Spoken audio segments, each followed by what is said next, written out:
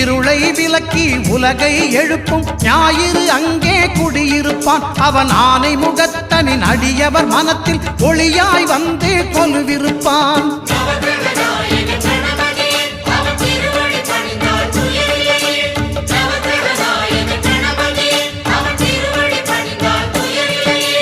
ஒன்பது கோளும் ஒன்றாய் காண அங்கு கற்பகம் என்னும் கடவுளின் மெய்யில்